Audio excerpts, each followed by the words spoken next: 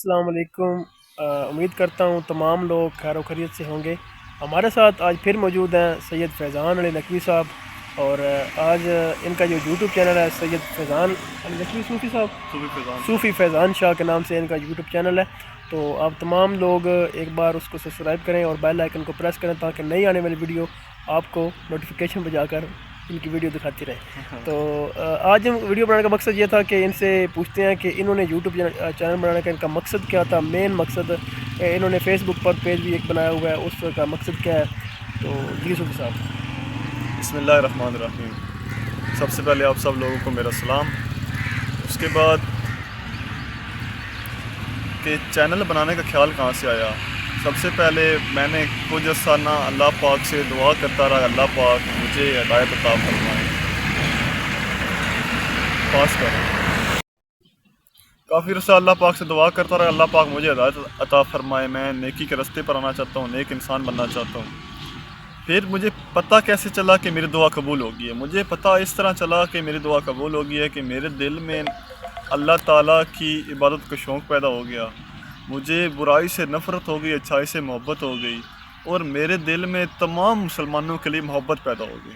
آخری جملہ بہت امپورٹنٹ ہے کہ آج ہم دیکھتے ہیں کہ تمام مسلمان ایک دوسرے کو اتنا پسند نہیں کرتے، ناپسند کرتے ہیں، ایک دوسرے سے محبت نہیں کرتے، احترام نہیں کرتے۔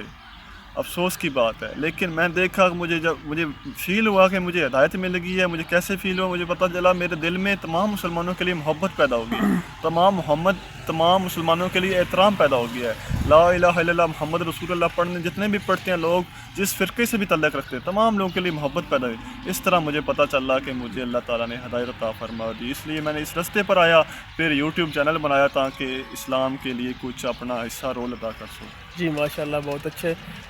اور ایک سوال ان سے آج کرتے ہیں کہ کچھ جو آپس میں ایک بھائی چارہ ہوتا ہے، جو مطلب ایک اتفاق نہیں ہوتا، فیملیز میں نہیں ہوتا، دوستوں میں نہیں ہوتا، مطلب کہ بھائیوں میں نہیں ہوتا، بہنوں میں نہیں ہوتا، اس طرح کے سوالوں میں آپس میں جھگڑے رہتے ہیں، رشتہ داروں میں اور قریبی جو ان کے ہمسائے ہوتے ہیں ان کے ساتھ سلوک اچھا نہیں ہوتا، تو اس کے بارے میں کیا کہتے ہیں آپ؟ افسوس کی بات ہے کہ ہمارے بڑے جو ہوتے ہیں، جو بھی فیملی ممبر ہوتے ہیں، جو بھی لیڈر ہوتے ہیں قوم کے، جو بھی ہمارے پیشوا ہیں، وہ مولوی ہو، مفتی ہو یا ذاکر ہو، جو بھی ہو، نعت خواں ہو، ہمیں وہاں سے صحیح اتحاد کا درس نہیں ملتا، ہمیں وہاں سے بھی تھوڑی سی نفرت بڑا درس ملتا ہے، ہمیں فلانے مسلمان ٹھیک ہے، فلانے مسلمان نہیں ٹھیک۔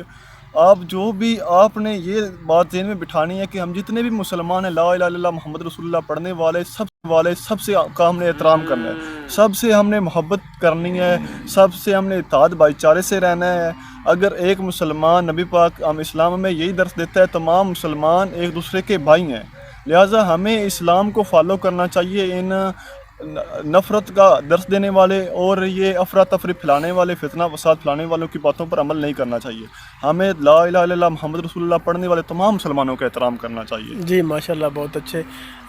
اللہ پاک صوفی صاحب کی عمر دراز فرمائے۔ تو امید کرتا ہوں آپ کو آج کی ویڈیو پسند آئی ہوگی انشاءاللہ، آئندہ بھی ایسی ویڈیوز اسی یوٹیوب چینل پر آتی رہیں گی۔